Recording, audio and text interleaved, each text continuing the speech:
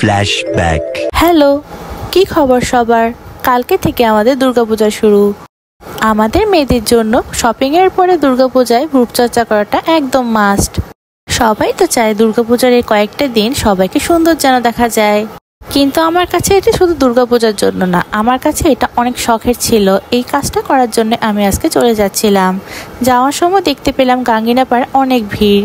আমি তো বিকাল দিকে বের হয়েছিলাম, পূজার মার্কেট ছিল, তাই রাস্তাঘাটে অনেক পরিমাণে ভিড় ছিল। জ্যামের মধ্যে কতক্ষণ বসে থাকতে হয়েছিল আমাকে। আমি চলে গিয়েছিলাম জাকিয়া মেকওভার এই পার্লারটাতে। এই পার্লারটার লোকেশন হচ্ছে ময়মনসিংহে নমহলে গরুখোয়ার মোড়ে। আমি মূলত সেখানে হেয়ার রিবন্ডিং করতে গিয়েছিলাম। চুল রিবন্ডিং করার আমার অনেক দিন আগে থেকে ইচ্ছে ছিল, বলতে গেলে এটা আমার একটা শখ ছিল, সেটাই কালকে পূরণ করে নিলাম। আমি যে পার্লারটাতে গিয়েছিলাম সেখানে পূজা উপলক্ষে নানা রকমের অফারও চলছিল, কিন্তু আমি তো রিবন্ডিং করব সেটাই করতে গিয়েছিলাম। তাছাড়া রিবন্ডিং করতে অনেকটা সময় লেগেছিল, প্রায় 4 ঘন্টার মতো সময় লেগেছিল। আমি তাদের এখানে মিল্ক রিবন্ডিংটা করেছিলাম। আমি আপুকে জিজ্ঞেস করেছিলাম এটা পার্মানেন্ট হবে কিনা। আপু বলেছিল এটা পার্মানেন্ট হবে একদম। এটাই ছিল আমার চুলের প্রথম রিবন্ডিং করা। হেয়ার রিবন্ডিং করার জন্য প্রথমে তারা চুলের থেকে ভালোভাবে জট ছড়িয়ে নিয়ে সেখানে ভালোভাবে চুলে যে কেমিক্যালটা ছিল সেটা ইউজ করে নেয়। এরপর চুলটা ভালোভাবে ধুয়ে এরপর স্ট্রেটনিং এর কাজটা শুরু করে দেয়। আমার তো লম্বা চুল অনেক বেশি পছন্দ, আর আমার লম্বা চুল থাকাতে আর চুল ঘন হওয়াতে চুল স্ট্রেটনিং করতে তাদের একটু কষ্ট হচ্ছিল, আমি বুঝতে পারছিলাম, আর সময়ও লাগছিল বেশ অনেকটা। তো তারা কাজটা অনেক ধৈর্যের সাথে করেছিল।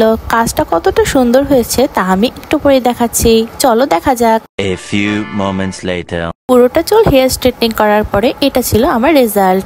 চুলগুলো অনেকটা সুন্দর হয়ে গিয়েছে তাই না, কিন্তু কাজ একটু বাকি ছিল। তো চুল আবার ওয়াশ করে মেডিসিন লাগিয়ে এরপর আবার ড্রায়ার দিয়ে তারা শুকিয়ে দিচ্ছিল। এরপর এটা ছিল আমার ফাইনাল রেজাল্ট। আমার রিবন্ডিং করা একদম শেষ। রিবন্ডিং করার পর চুলগুলো একদম সিল্কি লাগছিল, একটার সাথে আরেকটা চুল একদম লাগছিল না। রিবন্ডিং এর রেজাল্টে আমি অনেক বেশি হ্যাপি।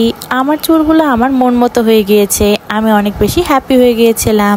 তাছাড়াও এটা যেহেতু আমার অনেক দিনের শখ ছিল, সেই জন্য মনটা আমার আরো বেশি খুশি লাগছিল। এই পার্লারের সার্ভিস সত্যি অনেক ভালো। আমার এখানে আগে কখনো আসা হয়নি, কিন্তু একবার আসাতে আমি অনেক বেশি স্যাটিসফাইড।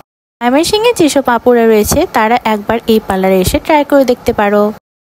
আর হ্যাঁ, এটা ছিল আমার হেয়ার রিবন্ডিং করার পরের দিন। আমি বাসায় এসে একটু ভিডিও বানাচ্ছিলাম। চুলগুলো আমার অনেক বেশি সিল্কি হয়ে গিয়েছিল, আমি অনেক বেশি হ্যাপি ছিলাম। আমার চুলগুলো একদম সিল্কি, একটার সাথে আরেকটা একটুও লাগছিল না। আমার চুলের রিবন্ডিংগুলো কেমন হয়েছে আর আমার চুলগুলো দেখতে কেমন লাগছে অবশ্যই কমেন্ট করে বলবা তোমরা। আজকের ভিডিওটি এই পর্যন্তই। সবাইকে অগ্রিম দুর্গাপূজার শুভেচ্ছা। বাই।